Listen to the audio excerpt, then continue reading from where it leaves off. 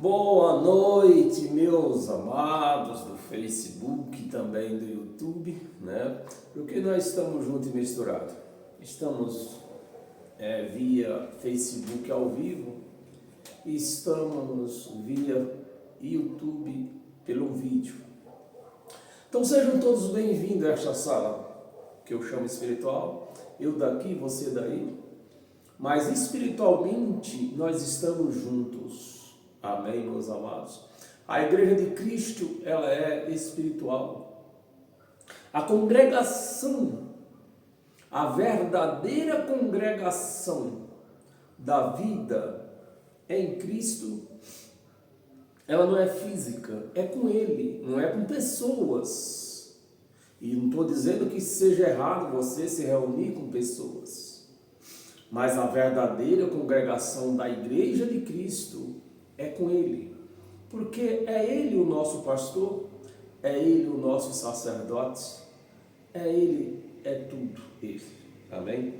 Por isso que ela é espiritual, porque se congregamos espiritualmente com quem é espiritual, amém? Sejam todos bem-vindos, compartilhe esse vídeo nas suas redes sociais, dê um like também nesse vídeo, né? Se inscreva lá no meu canal, em Nova Aliança, para que esse canal ele venha crescer e assim outras pessoas venham a ser alcançadas com uma palavra fiel e verdadeira. Vamos para a nossa homilia?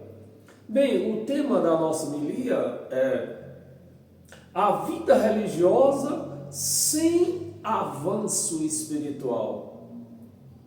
A vida religiosa sem avanço espiritual. Isso quer dizer o quê? Que as religiões, elas pararam há 2000 anos atrás. Ficaram estatizadas lá. Elas não atravessaram a cruz e estão paradas há 2000 anos atrás. Estão prostradas, né? Seria a palavra mais correta? Estão prostradas no deserto há 2000 anos atrás, enquanto a Igreja de Cristo está aqui na frente 2000 anos depois delas, gozando em vida, né? Aqui no reino do Pai. Amém, meus amados? Então, para nós dar início nessa homilia, prometo ser rápido, abra sua Bíblia, acompanhe comigo. Principalmente, abra sua mente. Se é preciso estar com a sua mente aberta, para que você venha entender, para que Deus fale com você. Amém? Então, abra sua Bíblia no livro aos Hebreus e abra sua mente, se assim for possível. Amém, meus amados? Então, vamos lá. Hebreus capítulo 5, versículo 12 e 13. Versículo 12. Pois com efeito, quando devias ser mestre. O que você não pode, quando eu falo para você abrir a sua mente, eu falo para você raciocinar as coisas que você está lendo. Paulo, acreditamos que esse livro foi Paulo que escreveu por conta do conteúdo dele. E Paulo tem escrito isso aqui lá pelo ano 68. Então Paulo conheceu a Cristo lá pelo ano 33, né, logo a morte dele. E ele está dizendo aqui no versículo 12, né, versículo 12, pois com efeito, quando devia ser mestre, de 33 para 68, nós temos aí, acho que 35 anos, né? Devia ser mestre. E a religião está aí há 2000 anos e ainda não entenderam nada do que era o Evangelho de Cristo. A religião está prostrada no deserto, né? Sem saber a que sentido tomar. Devia ser mestre, atendendo ao tempo decorrido. Então, atendendo ao tempo decorrido, que esse evangelho está aí para todo mundo conhecer e entender. Já era para todo mundo ser mestre. Não havia a menor necessidade, se todo mundo tivesse entendido o evangelho, não haveria necessidade, a mínima necessidade de eu estar aqui, pregando esse evangelho de novo, para aquelas pessoas que ficaram prostradas no deserto há 2000 anos atrás. Ao tempo decorrido, tendes novamente necessidade, porque o evangelho já foi pregado. Não era para ninguém mais estar pregando o evangelho. Isso aqui, no máximo, você teria um livro desse na estante da sua sala, na mesa de centro da sua casa, e não a chegar a ser usada para servir de pregação, se a igreja tivesse entendido o efeito do Evangelho de Cristo. Necessidades distantes novamente, necessidade de alguém. Eu, primeiro Paulo, que está aqui novamente.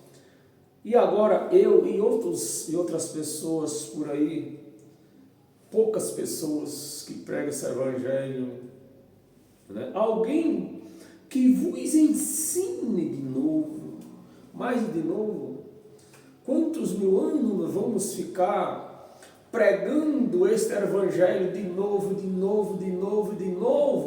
e a igreja nunca aprende, a igreja nunca sai do deserto, continua prostrada no deserto.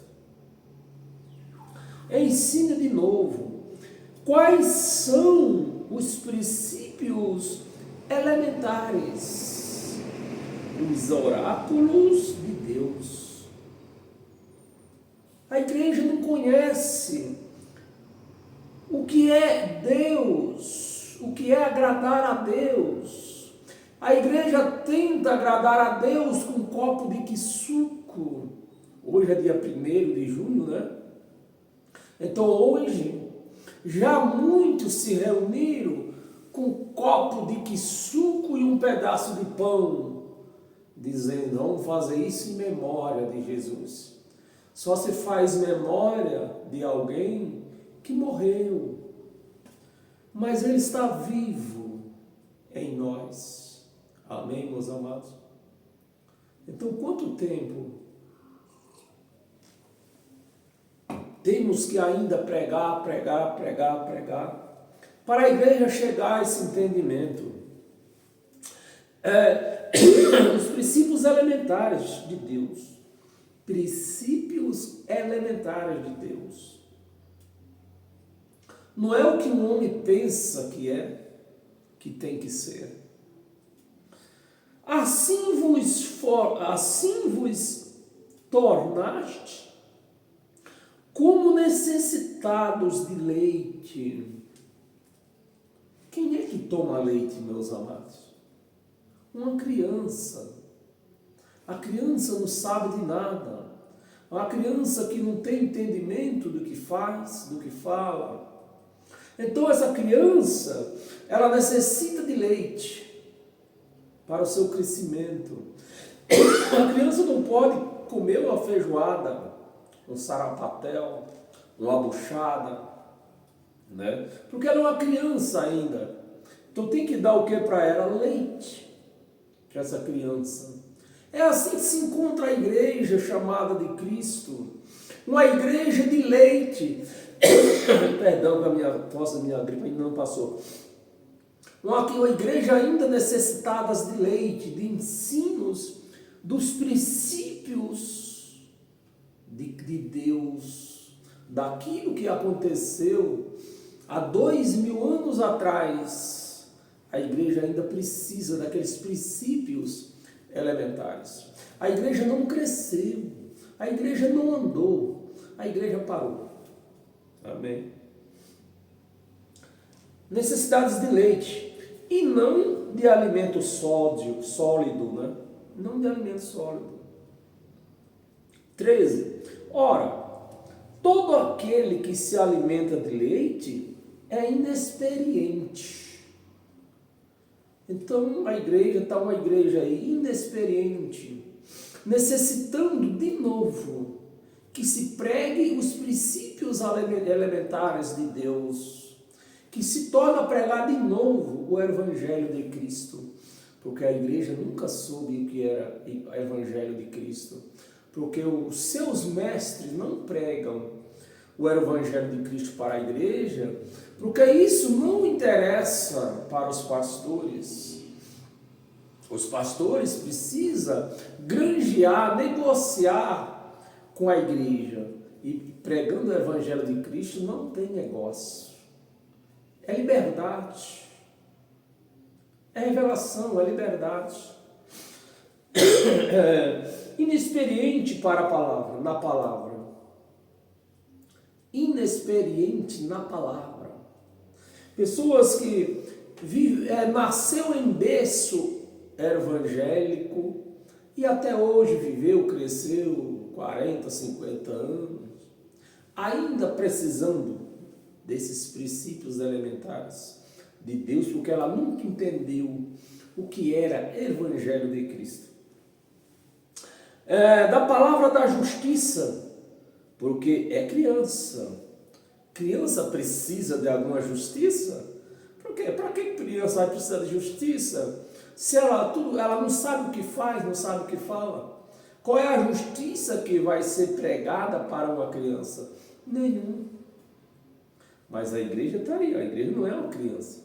Ela apenas está, a igreja está se comportando como uma criança. Eu vou ler o 14 para não ficar solto aqui. Mas o alimento sólido é para os adultos. É para os adultos. Para aqueles que pela prática do Evangelho, pela prática têm as suas faculdades, seus pensamentos, né, que funcionam. Sua mente, uma mente, a pessoa, aquele adulto que tem mente que funciona, mas a mente da igreja hoje não funciona. As suas faculdades exercitadas para discernir não somente o bem, mas também o mal. Como que eu vou discernir? Como que eu vou pegar um copo de suco? Sejam todos bem-vindos, Terezinha. Como que eu vou pegar um copo de suco e dizer que é o sangue de Cristo? A minha mente está boa quando eu falo uma coisa dessa, meus amados? Vamos ser sinceros a nós mesmos. Eu posso dizer com as minhas faculdades mentais está boa quando eu pego um copo de suco e bebo e digo que é o sangue de Cristo? Não tenho, a minha mente está perdida, né? Não raciocina, porque que suco é que suco, sangue é sangue. Não tem nada, não tem milagre nisso aí, não tem mágica. Água é água, que suco é que suco, sangue é sangue. Vamos terminar o versículo 14. Pelas práticas, tem as suas faculdades exercidas para discernir não somente o bem, mas também o mal. A igreja, ela não consegue raciocinar. Abra sua Bíblia em Efésios. Efésios no capítulo 4, no versículo 17 e 18. Versículo 17. portanto, digo e no Senhor testifico. Né? Isso, portanto, eu digo e em Deus eu testifico. Que não mais andeis como também anda os gentios. Paulo está falando daqueles gentios que não se converteram. Né? Porque nem todos se converteram. Como andam os gentios na vaidade dos seus próprios pensamentos. 18. Obscurecidos, ou seja, sem enxergar. Né? Obscurecido, não estou vendo nada. Não estou sentindo nada, não estou vendo nada. Obscurecidos de entendimento. A pessoa beber um copo de suco dizendo que é sangue, essa pessoa, ela não está sentindo nada, não está vendo nada. De entendimento, alheios à vida de Deus, ou seja, sem conhecimento de Deus. Alheios, a palavra ali quer dizer não conhecer. Eu não conheço fulano, né? Alheios à vida de Deus. Por causa da ignorância, a pessoa tomar um copo de suco e dizer que é sangue, é muita ignorância. É muita ignorância. Por causa da ignorância em que vivem pela dureza do seu coração. Amém, meus amados? Então, a pessoa tem o coração duro, você prega, fala, explica, mostra. Mas eles continuam obscurecidos, sem entender nada. Sem entender nada. O livro de Oséias era um dos pequenos profetas.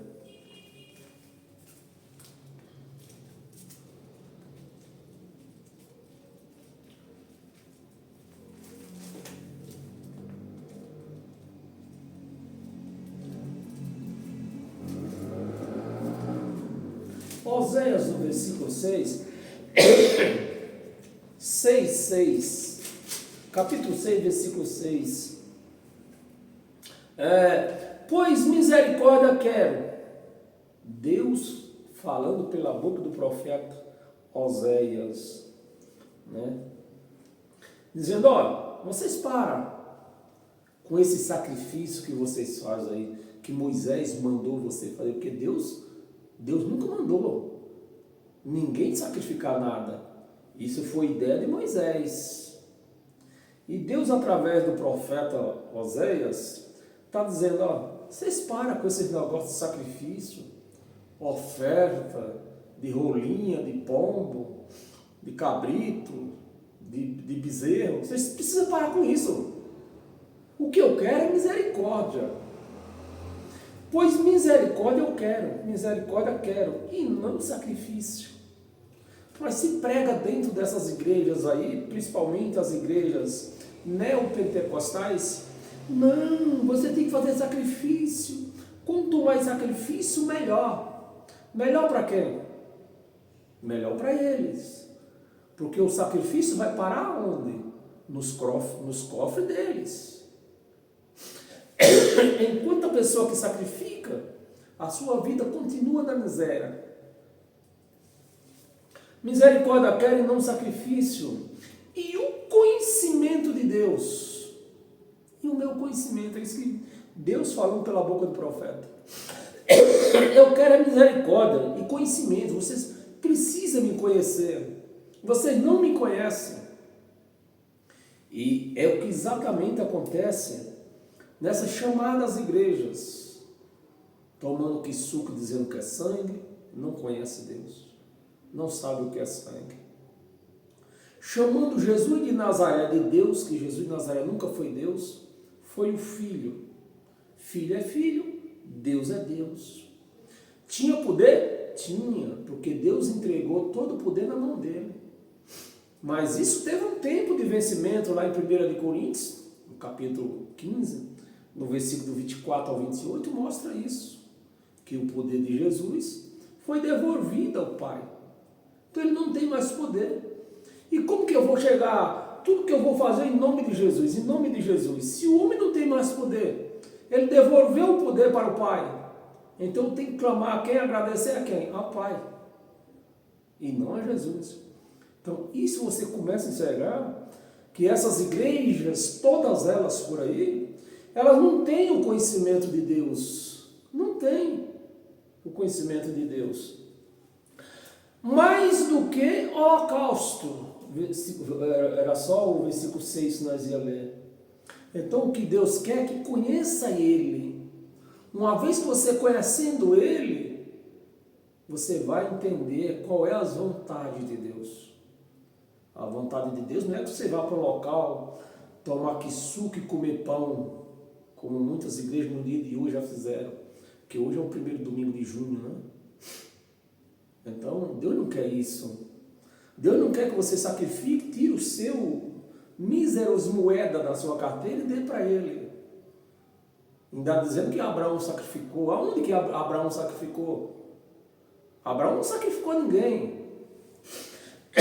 Mas as pessoas, como não têm o conhecimento de Deus, ficam praticando essas coisas, né? Volta lá em Hebreus, no capítulo 10, nós estávamos no capítulo 5. No capítulo 10, do versículo 11 ao 18. Versículo 11. Ora, todo sacerdote, lá pelo ano 68, depois da morte de Jesus, mas o templo estava de pé. Se o templo estava de pé, a lei estava de pé. Havia sacrifício. Havia tudo que se fazia na lei, mesmo não valendo mais, eles estavam praticando ainda. E Paulo está mostrando aqui, ora, todo sacerdote se apresenta, pretérito, presente do passado. Paulo não está dizendo que todo sacerdote se apresentava. Hoje sim. Hoje, se Paulo estivesse escrevendo isso aqui, ele ia estar escrevendo assim, todo sacerdote se apresentava. Então eu digo, no lugar de Paulo, todo sacerdote se apresentava lá há 2000 anos atrás, com a transição da lei e da graça ainda. Mas no ano 70 isso acabou, o templo foi abaixo, os sacerdotes foram os mortos, os levitas que recebiam o dízimo foram mortos. Então acabou. Todo sacerdote se apresenta dia após dia. Todo dia o sacerdote ia no templo, né? Exercer o serviço sagrado. A exercer o serviço sagrado e a oferecer, muitas vezes, os mesmos sacrifícios. Traz rola, traz cabrito, traz pomba, traz dízimo, traz tudo. Os mesmos sacrifícios. Que nunca, jamais, nunca. Poxa, se esse sacrifício nunca serviu para nada, por que eu vou fazer? E se hoje eu tenho esse entendimento, que esses sacrifícios nunca serviram para nada, por que eu vou fazer hoje também ainda? Não vou fazer, porque não serve para nada.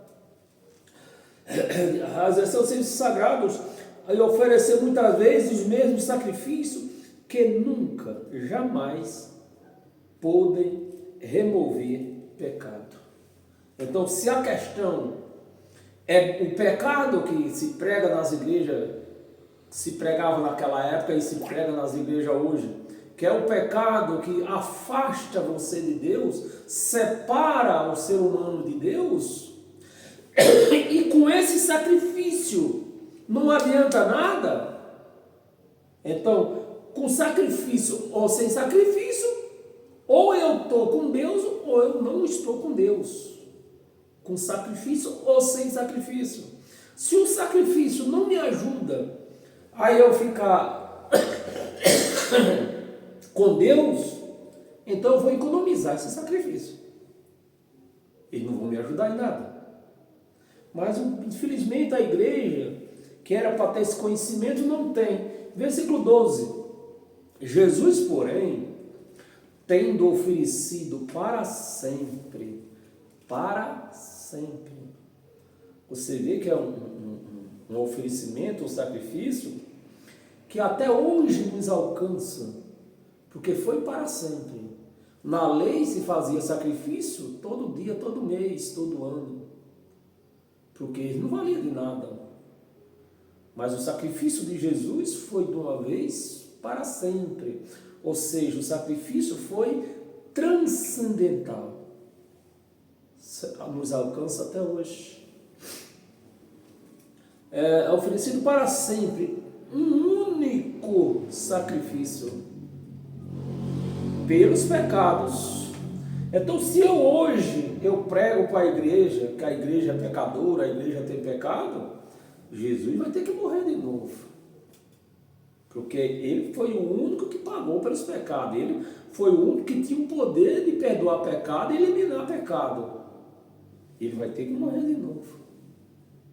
É isso que a igreja prega. O único sacrifício pelos pecados assentou-se pretérito passado já. Depois que ele fez o sacrifício de uma vez para sempre, né? Um sacrifício transcendental, ele assentou-se à destra de Deus. Essa destra, para quem não entende, acha que é do lado direito. Mas não é, é trono. A palavra destra quer dizer trono. Trono de Deus, trono de mandato, de poder. Trono de Deus. 13. Aguardando, ainda não tinha acontecido 100%, né? Aguardando daí em diante, até. Olha a palavra aqui, ó. 3 letrinhas poderosas. Até. Então tinha um tempo, né? Tinha um tempo. Até que os seus inimigos seja posto por estrado dos seus pés. Todos iam ser postos pelo estrado dos pés dele. 14. Porque com uma única oferta ofereceu, ele não vai oferecer. Se eu digo que eu tenho pecado, eu estou ferrado, porque ele não vai oferecer mais oferta pelo meu pecado. Ele já ofereceu de uma vez por todas. Eu só preciso o quê? Aceitar. Eu só preciso o quê? Reconhecer. Esse aqui de oferecer, aperfeiçoou, cadê aqui? Porque com uma única oferta aperfeiçoou. Ele não vai aperfeiçoar mais ninguém. Ele aperfeiçoou. Então, esse aperfeiçoou aqui é o grande louvor que hoje nós podemos dar para ele. O louvor a Deus hoje não é cantar um hino aí que a turma canta hino com a letra toda atrapalhada. Uma letra parece as letras que faz nessas escolas de samba. Uma letra que não exalta a Deus. Eles chamam de louvor.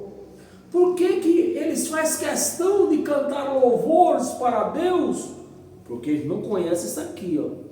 Esse é o grande louvor. Cadê no versículo 14 aqui? Aperfeiçoou. Então, quando eu confesso a Ele que Ele me aperfeiçoou, eu estou louvando a Ele. Esse é o louvor verdadeiro que nós oferecemos a Deus. Quando nós confessamos o que Ele fez por nós. Esse é o grande louvor. Não é música, não é cantar. Aperfeiçoou para sempre. Se eu tenho pecado, ele não me aperfeiçoou, eu estou dizendo que ele é mentiroso, não me aperfeiçoou, e eu preciso que ele morra de novo. Isso vai acontecer quando? Nunca. Para sempre, quantos estão sendo santificados? A palavra sendo, você vê que a palavra está num cruzamento, está acontecendo ali, sabe? Você já prestou atenção naqueles formigueiros, que um entra, outro sai, um entra, outro sai, um entra, outro sai. Era assim que estava acontecendo lá.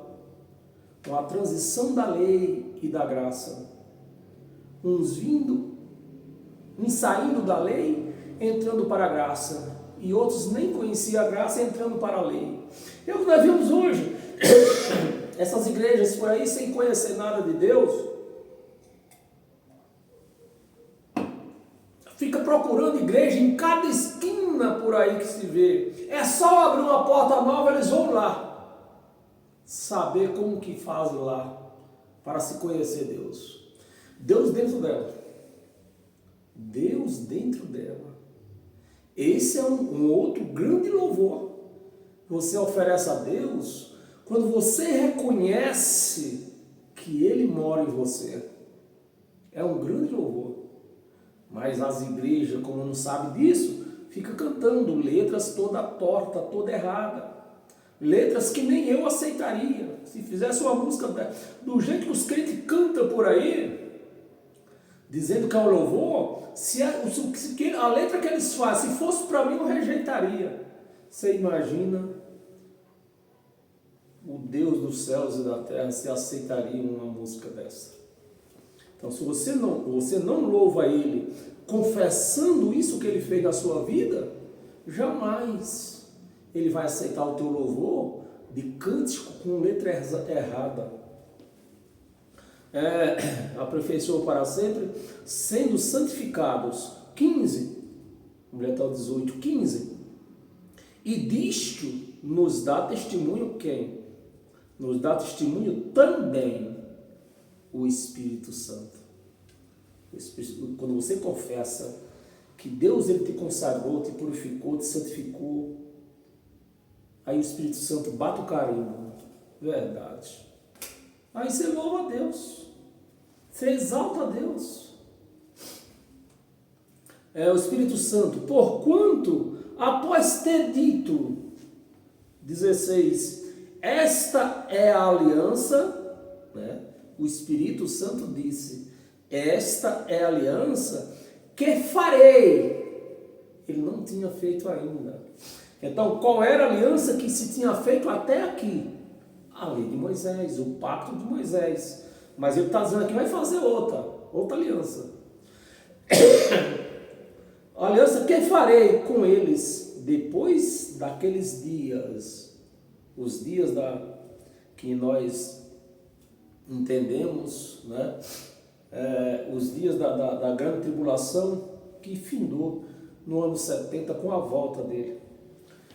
Depois daqueles dias, diz o Senhor, porei no coração as minhas leis, agora não é mais em tábua de pedra, agora não é mais em páginas amareladas, agora está no nosso coração a lei de Deus. E Ele vai ministrar essa lei em nossos corações. A cada dia Ele vai ministrando as minhas leis. E sobre a sua mente, agora Ele fez um altar na nossa mente e Ele vai ministrar. É Ele o nosso pastor. É Ele que ministra na nossa mente as leis dEle. Na sua mente as escreverei. Acrescenta mais ainda, ele vai falar mais ainda. Acrescenta, também de nenhum modo me lembrarei dos seus pecados. De nenhum modo. Ontem mesmo eu tive numa oficina, eu levei a moto para consertar, e eu sei que o cara lá é meio religioso, né? É dessas pessoas que não conhecem Deus, e ele, eu não puxo conversa, mas ele puxou. E ele puxou a conversa e eu entrei. Você vê que a pessoa anda meio perdido ainda, sem conhecer Deus direito, né? Você conversa com um crente evangélico, primeira coisa você nota que ele não tem o conhecimento de Deus. Lembrar de Deus, porque primeiro eles são pecadores, já está ao contrário do evangelho aqui. Ele está dizendo que não, eu não vou me lembrar mais do pecado de vocês não. O problema de pecado de vocês é a carne. Esses problemas você resolve aí mesmo, aí com a justiça de vocês. Comigo, não traz mais esses problemas para mim resolver. Lembra-aí dos seus pecados e das suas iniquidades para sempre. 18. Ora, Onde há remissão destes, dos pecados, onde há remissão destes, e a palavra aqui está falando de pecado, onde há remissão destes pecados, já não há oferta pelo pecado, já não há. Mas a igreja, sem esse conhecimento, faz sacrifício, faz oferta e pula igual pipoca, para lá e para cá, e nada acontece. Abra sua Bíblia em Tito.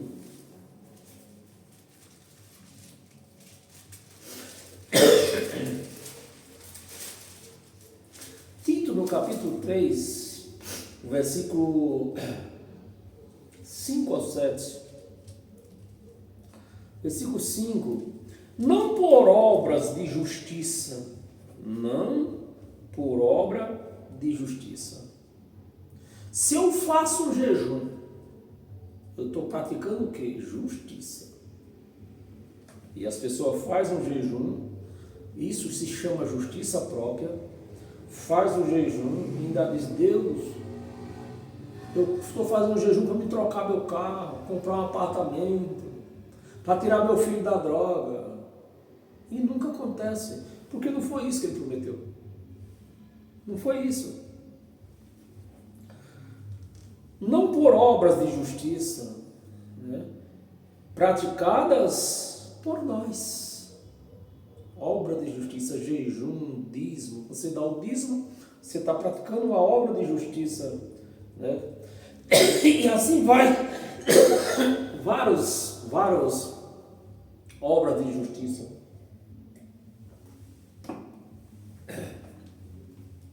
Justiça própria, né? Não de Deus, mas própria, justiça própria.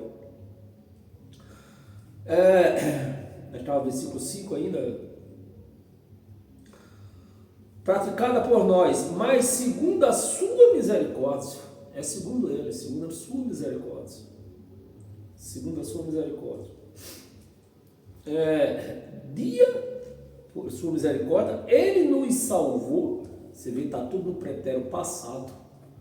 Não salvará, salvou. Ele nos salvou mediante o lavar, não é mais pelo sangue, mediante o lavar regenerador e renovador do Espírito Santo. Então, o sangue de Jesus, ele não nos salvou. Olha aqui quem foi que nos salvou.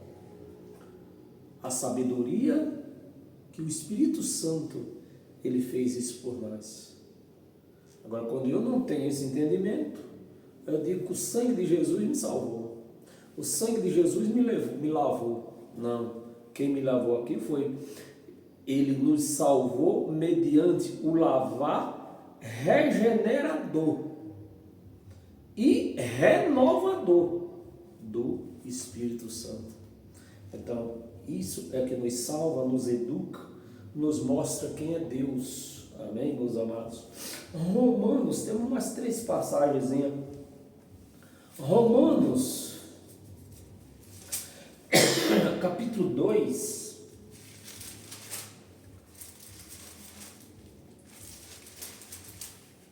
Romanos, capítulo 2, do versículo 25 ao 29.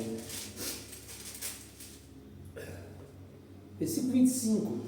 Por que a circuncisão tem valor? Né? Porque a circuncisão tem valor se praticais a lei.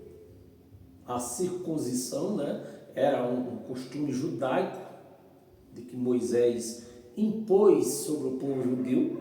Né? A circuncisão hoje, que a turma pratica dentro dessas igrejas aí, é a apresentação da criança. Essa é a circuncisão de hoje que eles fazem hoje. Mas para eles é a circuncisão. Então está dizendo aqui, porque a circuncisão tem valor se praticais a lei. 613 mandamento, ordenança e obrações. O total de todas dá 613. Então, se eu me circuncido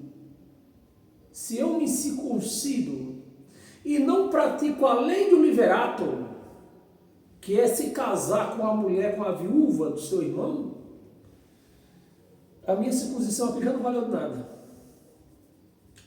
Se eu me circunciso e não dou o dízimo, a minha circuncisão aqui já não vale nada. Ou vice-versa, né?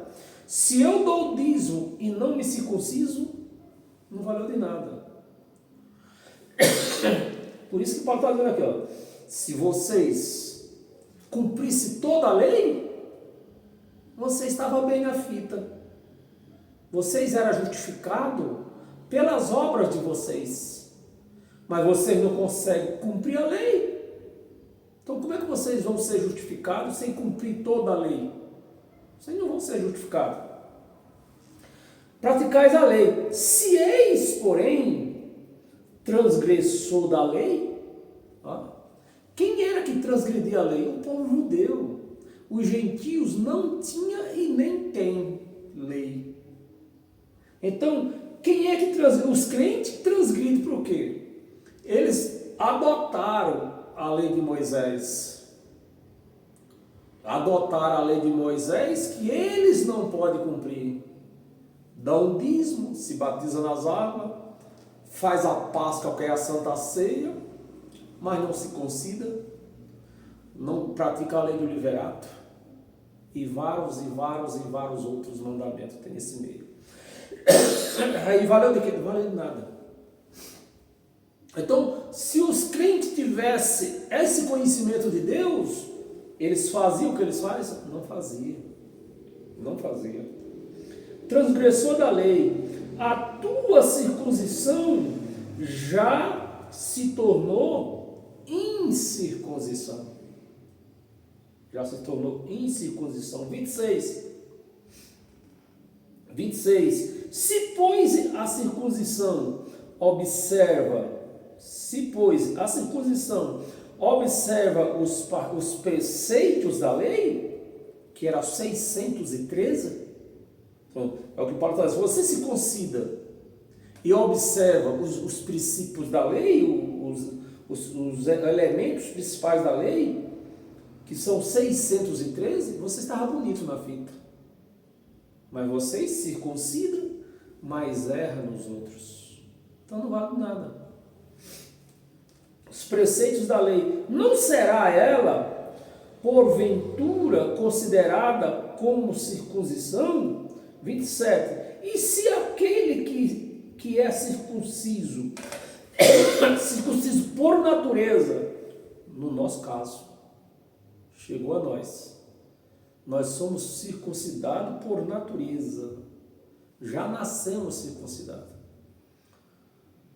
porque alguém lá atrás fez isso por nós. Circuncidado por natureza, cumpre-se a lei. Cumpre-se a lei. Certamente ele te julgará. Então, se você, presta atenção, você que é crente, dá o dízimo, se batiza nas águas, toma a Santa Ceia, mas não cumpre a lei do liverato, por exemplo, o que ele está dizendo aqui? Vocês vão ser julgados. Ele te julgará a ti, que não obstante a letra e a circuncisão, és transgressor da lei. És transgressor.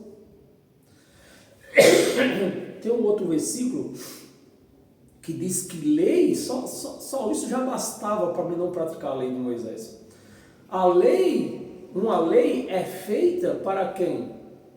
Para transgressor. A lei serve para punir uma pessoa que erra, que transgride, que mata, que rouba, estrupa. Então a lei é para esse povo. Então se eu pratico lei, eu estou o quê? Eu estou transgredindo a lei, estou sujeito a isso aí. Eu estou dizendo para mim mesmo que eu sou um transgressor. Se eu pratico qualquer elemento da lei. 28. Porque não é judeu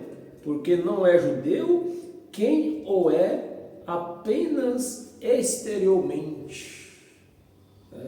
Põe um golzinho na cabeça, como é que chama? Kippá. Põe um kippá na cabeça, uma roupa longa,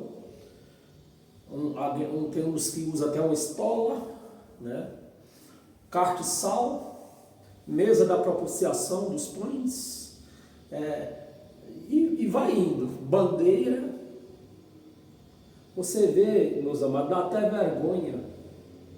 É uma vergonha chamar uma igreja dessas por aí de igreja de Cristo. É uma vergonha. Paramos aonde? No 28. Porque não é os judeus quem apenas é exterior, nem é circuncisão a que é somente na carne. Então precisa do Espírito. Somente na carne. 29. Porém, judeu é aquele que interiormente lá dentro é circuncidado. O Espírito de Deus dentro de nós. Aí está feita a circuncisão. Então esse é considerado como judeu. Aqui é do coração, né? Circuncisão que é do coração. No espírito, não é na carne, é no espírito. Não segundo a letra. Que letra que é essa? A lei de Moisés. Era a lei de Moisés que mandava circuncidar. Não segundo a letra. E cujo louvor não procede dos homens. O louvor não procede dos homens. Ou seja, não adianta eu cantar louvores. Se eu não louvar a Deus com aquilo que Ele fez, eu não vou louvar a Deus cantando. Não, procede dos homens, mas de Deus. Amém, meus amados? Estamos em Romanos. Abre sua Bíblia em João. Livro de João. João, no capítulo 5, temos mais duas passagens. Essa mais uma. João, no capítulo 5, no versículo do 20, do versículo do 2 ao 10. Versículo 2. Ora, existe ali, junto à porta das ovelhas, um tanque chamado, em hebraico, Betesda, o qual tem 5 pavilhões. 3. Nestes jazia uma multidão de enfermos. Olha, meus amados, hoje você entra numa igreja evangélica por aí, e na hora do culto o pastor diz: quem está com a doença, vem, levanta a mão, chama lá na frente, né? Quem está com a mão, levanta. Quem tem uma doença, levanta a mão. A igreja inteira levanta a mão. A igreja inteira levanta a mão. Neste jazia uma multidão de enfermos, na graça de Cristo. Você não vê, de enfermos, cegos, coxos, paralíticos. É o que você vê dentro dessas igrejas, pessoas cegas, surdas e mudas. E paralítico, cega, porque não consegue ler o que está escrito, surda, porque não consegue o que a gente lê para eles, não consegue entender, muda, porque não sabe falar nada para aquele pastor que está pregando errado, não tem coragem, tem medo de falar: pastor, não é assim que está escrito. Então é muda. Aleijada, porque não tem coragem de sair mais lá de dentro. Então a pessoa, esses crentes estão cego, mudo, surdo e aleijado dentro dessas igrejas. Paralítico. 4. Esperando que se movesse as águas. Você já vê que é um costume, não tem nada de milagre, que é um costume que está na mente, né? Eles tinham na mente isso. E a mente, às vezes, funciona, que é um engano. Deus permite que, às vezes, aquilo que você colocou na sua mente funcione. Para que você continue aquele pensamento errado, naquele engano. Por isso que você vê certas pessoas recebendo milagre dentro dessas igrejas por aí. Porque se um milagre fosse realmente de Deus, todos eles eram curados. Porque Deus não é Deus desse tipo que faz acepção de ninguém. Ou ele cura ou ele não cura. Amém, meus amados?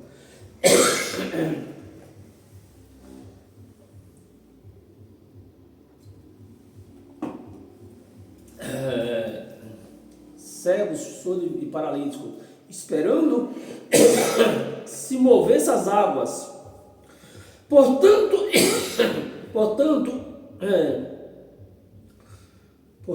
um anjo descia. Eu tomei um xarope hoje, falaram que era só tomar e aparecia a tosse. Aumentou, foi mais. Cadê?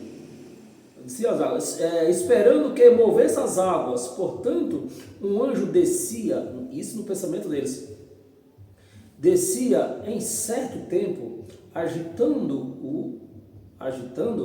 e o primeiro que estava no tanque, uma vez agitada, a água sarava de qualquer doença que tivesse. Segundo o nosso aprendizado no Evangelho de Cristo, isso aqui não era o Evangelho de Cristo, é a lei de João, na lei de Moisés, água não cura ninguém. Quem cura é Deus. Então você vê que tem coisa errada aqui.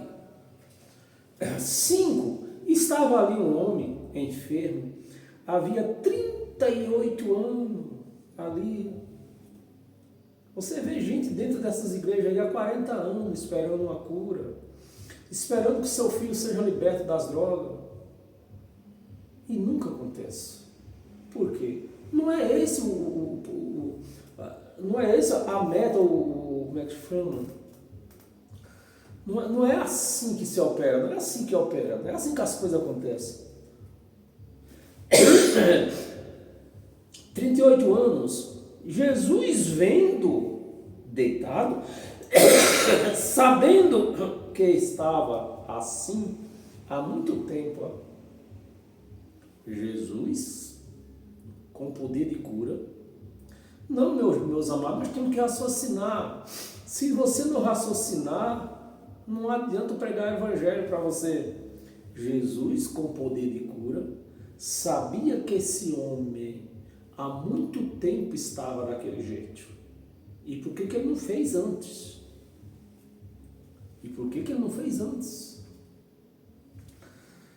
Há muito tempo, Jesus perguntou para ele, né? Perguntou-lhes: queres ser curado? Nós, da graça, com os olhos iluminados, nós achamos até que essa tradução aqui está errada. Essa palavra não é queres ser curado.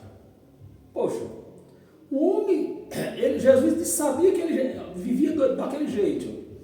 Qual é o doente que não quer ser curado? Você vê que a pergunta já é irônica. Mas essa palavra deve ser assim, ó. É assim que tu queres ser curado? No meio dessa multidão de enfermos aí, você nem pode fazer nada, dependendo dos outros. Você precisa depender de mim. É assim? Que querem ser curados? Respondeu-lhe o enfermo: Senhor, não tenho ninguém que me ponha no tanque quando a água é agitada. Poxa, se aquele homem há 38 anos, ele não tinha ninguém que jogasse ele lá dentro do poço quando a água fosse agitada. O que aquele homem estava fazendo ali? Ele não viu a família crescer. Não viu ali, ó. E é isso que nós vemos hoje acontecer dentro dessas igrejas por aí. O povo nasceu dentro em berço evangélico, morrendo em berço evangélico, sem conhecer Deus. O que realmente quer dizer Deus. Os pastores, eles não querem ensinar para a igreja o que Deus acha de você. Eles querem ensinar para você o que você acha de Deus. Então é assim que vive uma igreja aí, o que eles acham de Deus, não o que Deus acha de você. Amém? agitada, pois enquanto eu vou, desce outro no meu lugar, desce outro antes de mim. 8. Então lhe disse Jesus, levanta-te, toma o teu leito e anda. 9.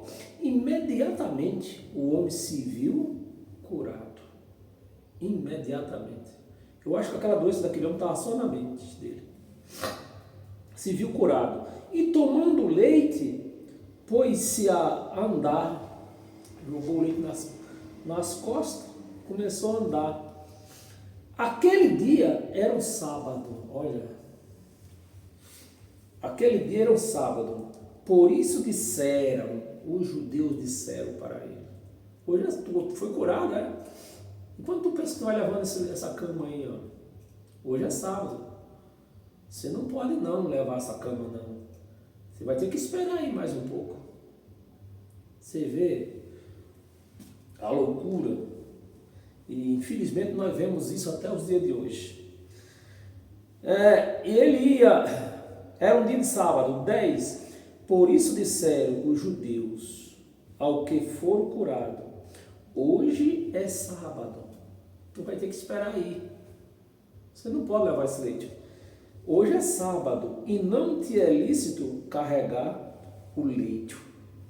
Então, meus amados, você vê, e nisso você vê os crentes tudo nessas doutrinas aí.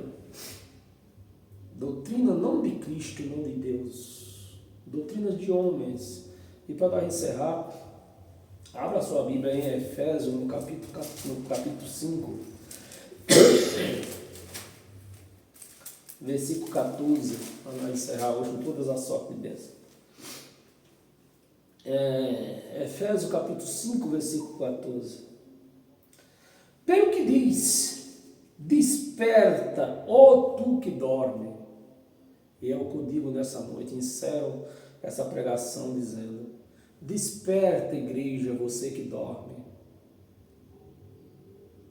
Anda sai do deserto, você está prostrado no deserto, desperta e anda, sai do deserto. Desperta, ó tu que dorme, levanta-te de entre os mortos. Levanta-te de entre os mortos. A igreja está prostrada no deserto, e naquela época o povo do judeu, todo aquele povo lá naquela época, todos, era considerado como mortos, porque não podia agradar a Deus, não conseguia agradar a Deus. E como a carne respondia por isso, então ele estava como morto.